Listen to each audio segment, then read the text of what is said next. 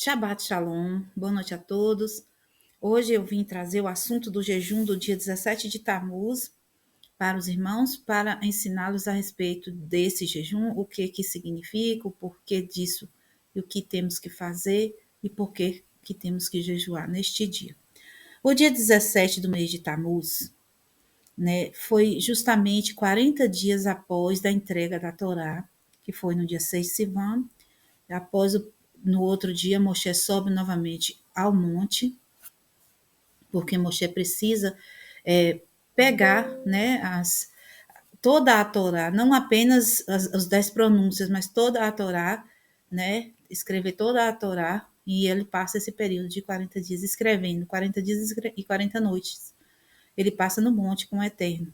E o dia 17 de Tammuz é justamente o dia que ele desce do monte e encontra o povo fazendo o pecado do bezerro de ouro, né?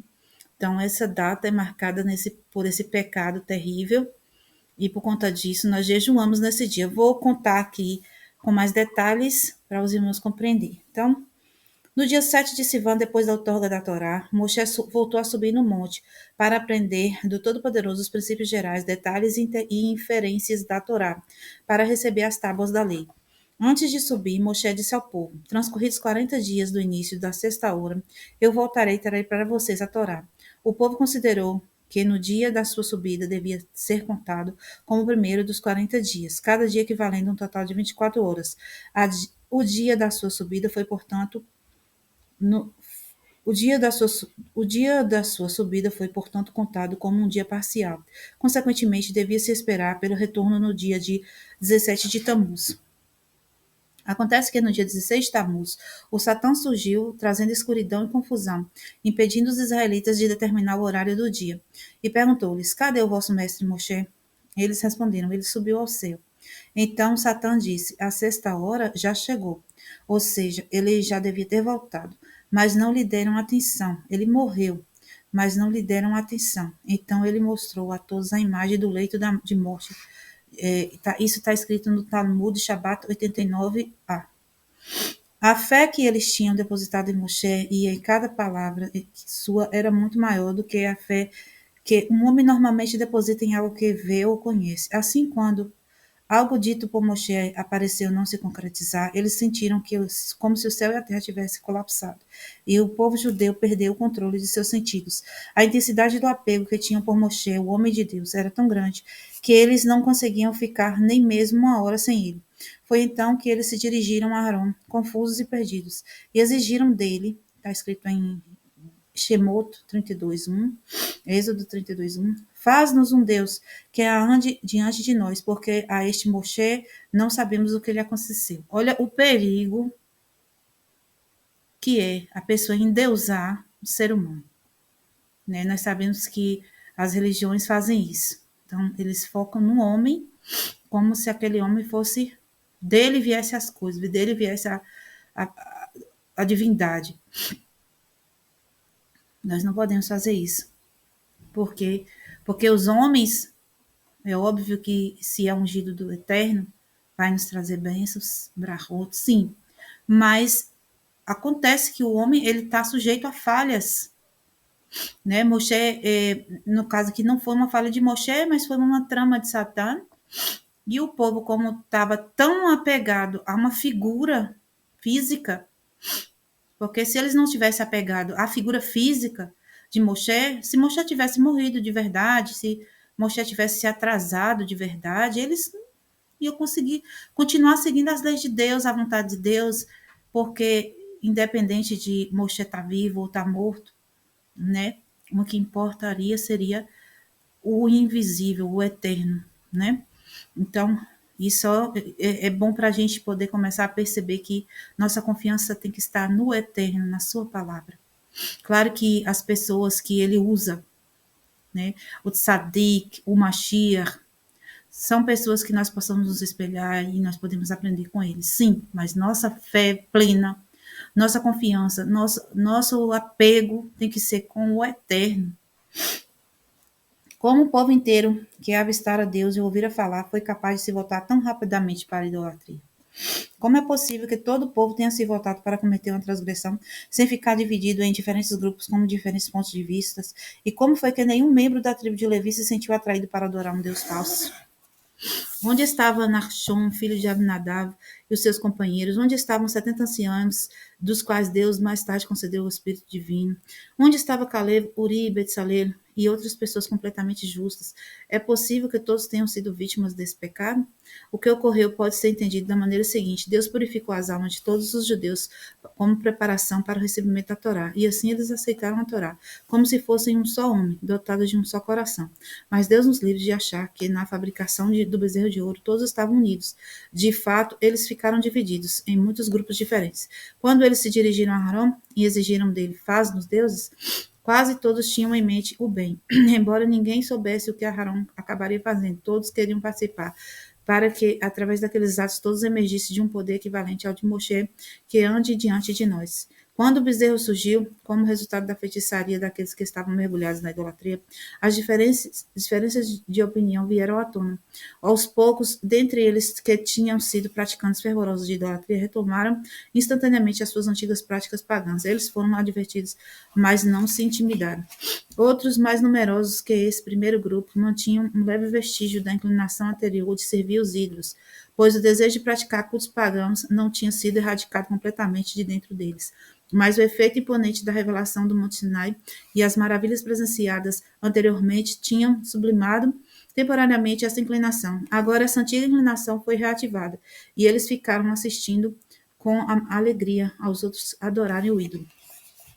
Outros, ainda chocados com a terrível cena que presenciavam, passaram a ridicularizar tanto aqueles que adoravam o bezerro quanto aqueles que demonstravam possuir fé firme. Eles viram ambas as facções se menosprezando e disseram: ambas são posturas erradas, desenhadas de todos. E os justos, ao verem esse estado terrível de seus irmãos, ficaram deprimidos e perderam a esperança de que se arrependesse. E mesmo que, se seus irmãos se arrependessem, eles não acreditavam que o arrependimento viesse a ser aceito e pudessem formar uma nação de sacerdotes e povo santo. Os justos então disseram: vocês não são mais nossos irmãos, vocês não devem ser considerados mais parte da congregação de Deus. Embora as facções encarassem o bezerro de ouro de maneiras diferentes, há diferenças entre elas fossem tão distantes quanto o leste do oeste. Deus descreveu para Moshe os atos dos israelitas, como se todos tivessem cometido idolatria, pois, mesmo que os que tinham a intenção de defender Deus daqueles que despertavam sua ira e não atribuíssem algum poder ao culto idólatra, nunca teriam perdido a esperança de que seus irmãos se recuperassem. Ao contrário, teriam visto o comportamento rebelde deles como uma travessura de alunos da ausência do mestre. Pode haver algum substancialmente real, algo substancialmente real na idolatria que possa remover a santidade de um povo permanente? Moshe estava para voltar no dia seguinte. Aqueles que tinham pecado seriam punidos e o resto do povo voltaria ao seu padrão regular de comportamento. O constrangimento por terem pecado faria com que se apegassem ainda mais fortemente a Deus, mas o que antes, mais do que antes de pecarem, porque então o ídolo só podia ser mais. Por que então justos ficariam tão indignados? Porque disseram que não haveria esperança para que adorassem o ídolo. Só podia ser porque eles também atribuíram uma certa importância ao ídolo. É verdade que o povo todo tinha se corrompido.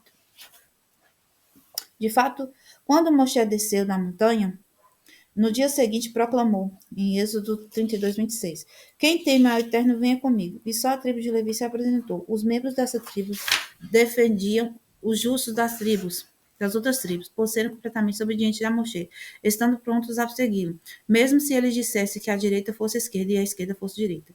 Eles eram como um exército disciplinado, à espera do comando de seu líder.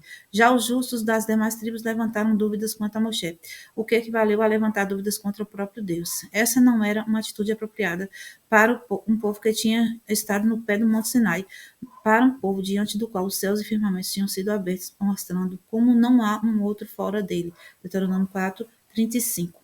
Era indecoroso crer que num mero ídolo tivesse a capacidade de corromper e profanar um povo santo, incapacitando de retificar-se.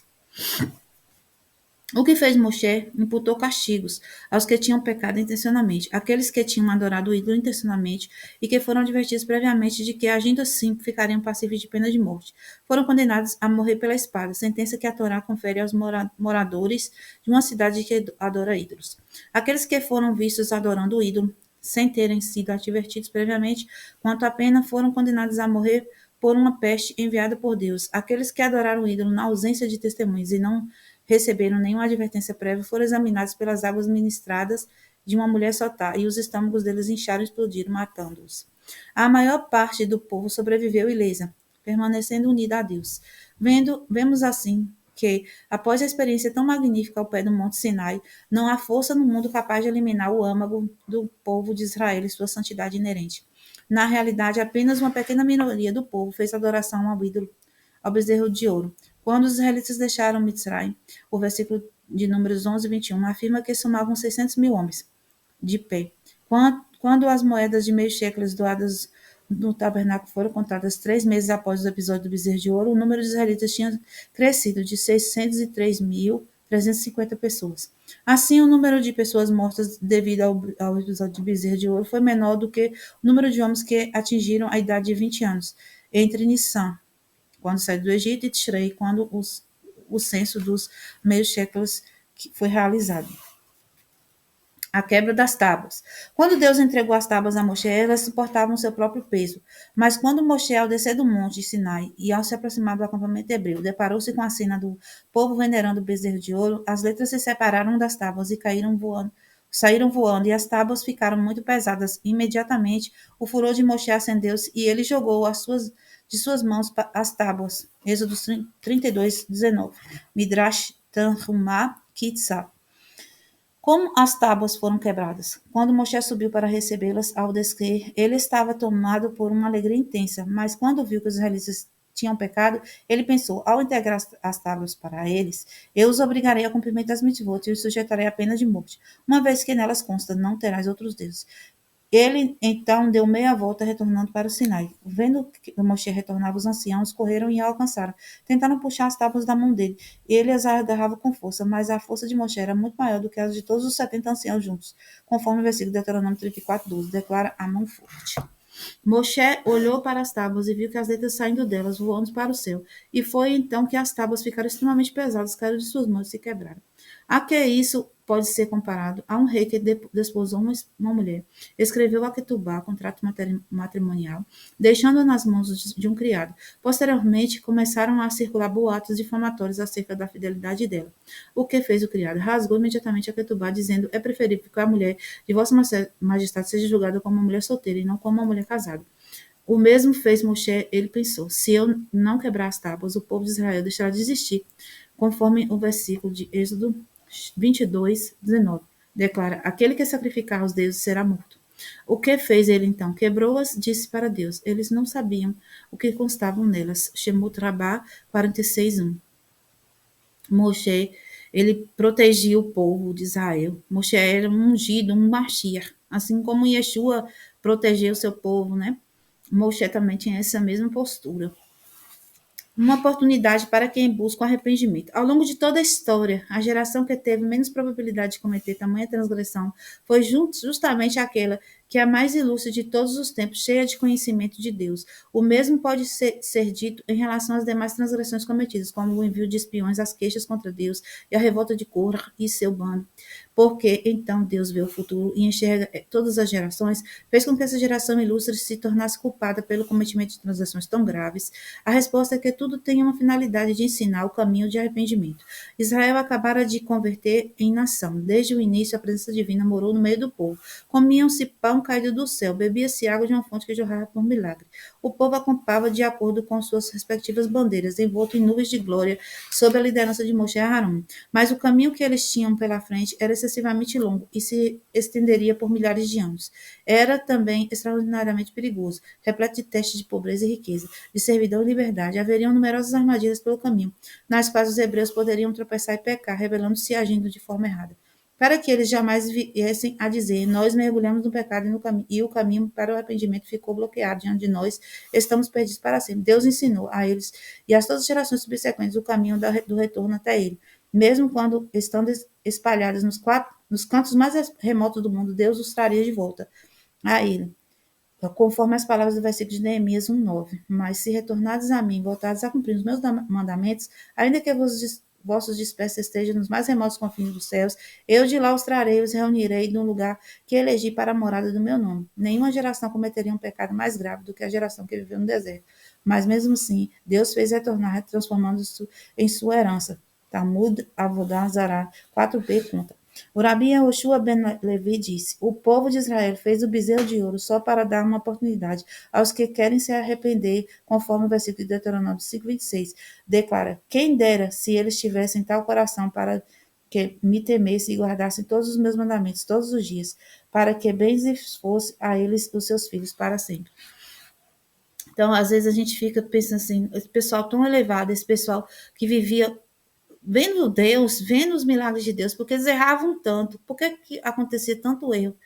Isso é tudo o Eterno que fez acontecer isso, porque eles são para nós agora uma escola. A gente olha para tudo que aconteceu com eles e a gente consegue resolver os problemas nossos hoje. Se a gente não tivesse os exemplos deles naquele período, né? Se a gente não vesse o quanto o Eterno pode reverter a situação, proteger seu povo, salvar seu povo, perdoar, né, de todos os tipos de pecado possível, a gente hoje não tinha uma referência, né? Então é como aquela questão do bem e o mal tá no mundo.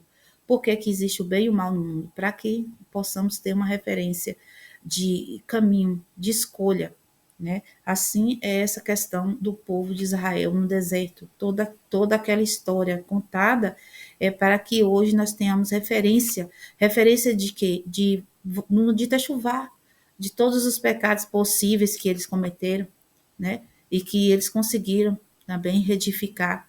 E nós também conseguimos, né, nos dias de hoje. O Rashi explica que os judeus daquela geração tinham um temor a Deus muito forte e possuíam um domínio total sobre a inclinação para o mal. Eles só caíram no pecado devido ao decreto do rei, que teve como desígnio proporcionar uma chance para todo aquele que quisesse arrepender-se. Se um pecador disser, eu não me arrependo, porque ele não me aceitará, lhe é dito, vá e aprenda o episódio do bezerro de ouro. Lá eles renegaram a Deus, mas se arrependeram e foram aceitos por ele de volta. Similarmente, o profeta Isaías, em Isaías 1,18, diz: Vinde e ponderai junto comigo, diz Adonai.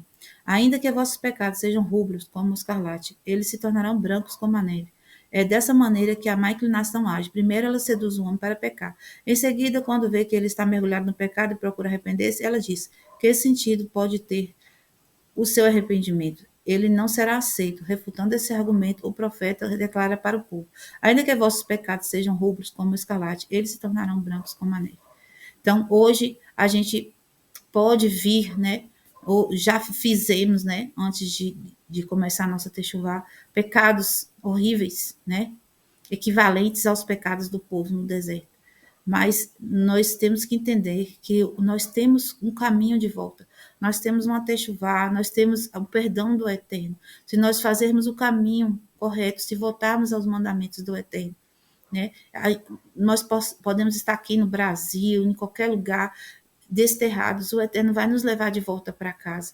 Nós estaremos com Ele lá em Jerusalém. Amém? Lá no Hashem.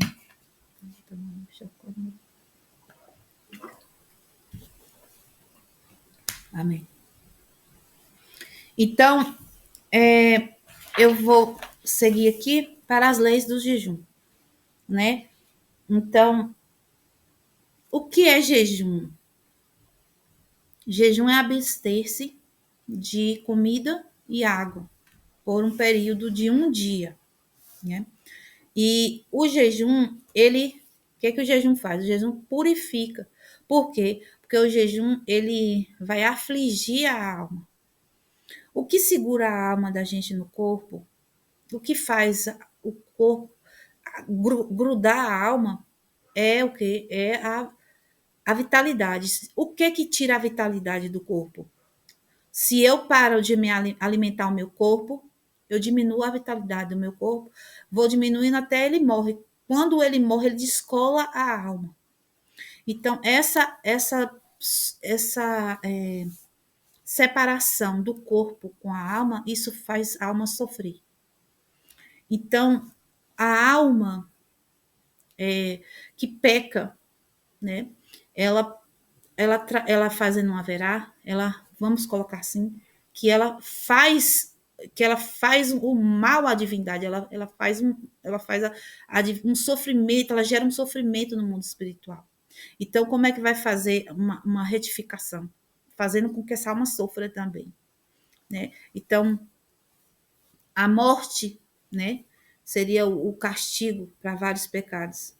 No tempo do Mishkan, a morte vinha sobre um animal, deixava de ir para a pessoa, ia para um animal, e a pessoa se livrava daquele pecado.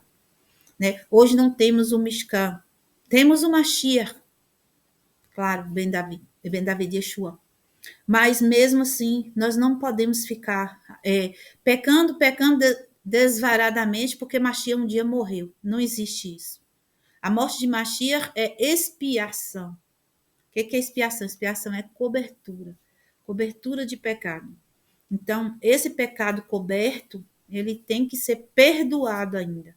Né? Então, para isso, nós também temos que fazer a nossa parte. E Yeshua nos diz assim, que quem quer vir após mim, tome sua estaca de sofrimento, que lá está escrito como cruz, né? Sua estaca de tortura, e venha até mim. Ou seja, a gente também tem que fazer tem que fazer a retificação nós mesmos. E Yeshua fez por nós, mas nós temos que segui-lo, fazer também. Não é só o Machia fez e eu não preciso fazer nada, eu posso ficar de boa só pecando. Não, eu também tenho que tomar sobre mim essa culpa e eu tenho que aceitar esse julgamento. Né? E uma forma de fazer essa retificação é através do jejum. Como eu falei, se você retira o alimento do corpo, o corpo ele dá sinais de que vai descolar a alma, vai soltar a alma. E isso faz a alma sofrer, porque a alma não quer ir, a alma quer ficar para fazer o conserto que ela tem que fazer no mundo físico. Precisa do corpo. O corpo é a vestimenta da alma. É como se fosse o único veículo que a alma tem para poder utilizar desse espaço, desse mundo físico, é o corpo. Se a alma sai do corpo, ela não pode interagir no mundo físico, não pode fazer as mitzvot, que as mitzvot são ações, certo? Então, o jejum, ele vai fazer esse trabalho de fazer a alma se afligida. E através dessa aflição, né, o Eterno recebe isso como um sacrifício. Né? Dependendo, a pessoa perde até calorias, né? Isso é como se estivesse queimando, né, a gordura, queimando como um sacrifício, o corpo da pessoa. O corpo da pessoa se torna um sacrifício. Então, o jejum é nesse sentido, de quê? De purificar a alma de pecado, de haverá. O jejum não pode ser feito em prol de outra pessoa, o jejum é feito para si mesmo, certo? Cada pessoa faz o seu jejum por si. Não é eu fazer jejum pelo o presidente da República, não, eu faço jejum por mim. As crianças não devem fazer jejum, porque primeiro elas não têm consciência do que é o jejum, para que serve o jejum, elas não vai ter serventia. Né? As mulheres grávidas também, né, que amamentam também, pessoas que têm problemas de saúde, que não pode ficar sem se alimentar, também não devem fazer, certo? Então, vou ler aqui as regras para os irmãos. Esse jejum é observado apenas a partir do amanhecer, na noite anterior é permitido comer e beber. Então, assim, o jejum, os 4 jejuns públicos, que é esse 17 Tammuz, 9 de a gente vai falar de cada um separadamente. Hoje eu vou falar apenas do de 17 de Tammuz, que é por conta do pecado do bezerro de ouro, pecado de idolatria. Hoje a gente pratica, mas eles fizeram lá, já pedi. Não, eu hoje tenho que retificar na minha vida isso.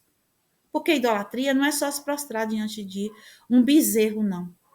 Idolatria é até quando a gente pensa que qualquer um tem força para bater com Deus. Qualquer um tem como me abençoar ou me dar. Isso é idolatria. Quando eu penso que eu que determina alguma coisa que não é Deus, isso é idolatria. Então a gente tem que estar retificando isso sempre, né? Então, como é o jejum, somente o jejum de Yom Kippur, ele estava falando sobre a questão do tempo, somente o jejum de Yom Kippur é que é um jejum completo de 25 horas, sem comer e sem beber. Mas o de 17 Tammuz e os outros, você pode fazer somente no período que o sol tiver no céu. Então você vai olhar, olha no Google, qual é o momento do amanhecer do dia 17 de Tammuz. Aí, se, por exemplo, o sol vai nascer 6 da manhã. Então, eu posso me levantar às 5 da manhã, me alimentar, tomar café normal, comer o quanto eu quiser, beber água, pronto. Aí eu escovo a boca, aí agora não tomo mais água, não como, até que saia 3 estrelas no céu, que fique de noite.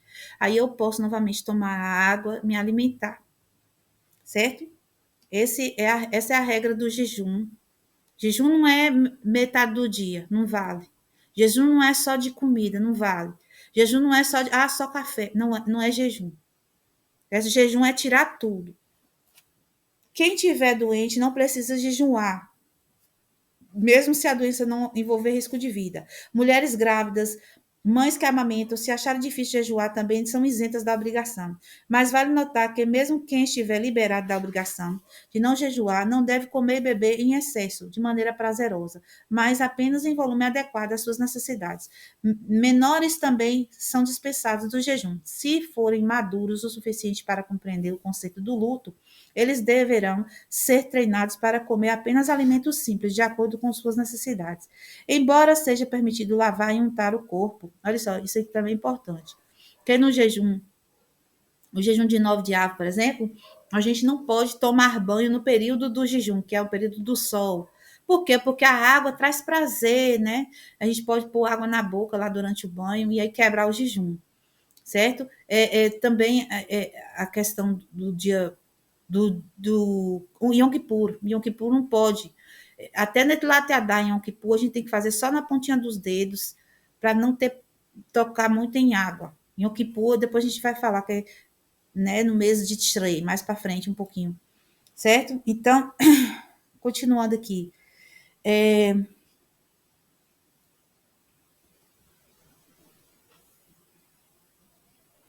Existe no Siduro rezas específicas para o dia de jejum. Lá vocês vão ver, umas tarjazinha mais escura, Aneino, né, Nimirá, né, e no Shacharit também, Shomer Tefilá, né, e não esquecer de fazer essas preces para poder intensificar o jejum. Quem puder não trabalhar, é bom, mas não é que não deva, mas quem puder, né? Se a mulher que já não trabalha, já pronto. O homem, se puder, se trabalhar para si mesmo e puder ficar em casa, melhor. Use roupas simples.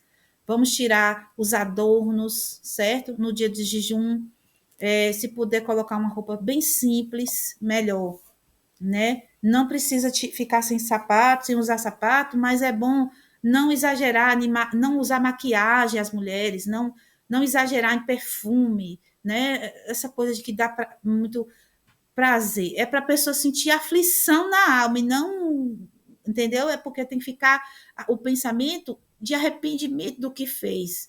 Pensar nas idolatrias que já praticou, para que o Eterno venha limpar, certo? Então, esse é o jejum do dia 17 de Tammuz. Eu vou colocar para os irmãos na descrição do vídeo a data que vai cair esse ano, 17 de Tammuz. Vou colocar no grupo, vai ser melhor, porque aqui o vídeo vai ficar para, né? Então, não vai adiantar, porque todo ano muda. Então, no grupo, eu vou avisar os irmãos qual é o dia do jejum. Então, como eu falei, prepare-se para o jejum no dia anterior, tome mais água, se alimente melhor, não come comidas pesadas, para que no outro dia você esteja com uma saúde boa para poder fazer o jejum. No dia do jejum, procurar ficar com a mente voltada para a techuvá, de arrependimento, pedido de perdão, fazer as rezas tudo certinho, lembrando das partes que referentes ao jejum. Amém? Que o Eterno abençoe e qualquer coisa a gente conversa lá no grupo de perguntas e respostas. Shabbat Shalom, Lehitraot.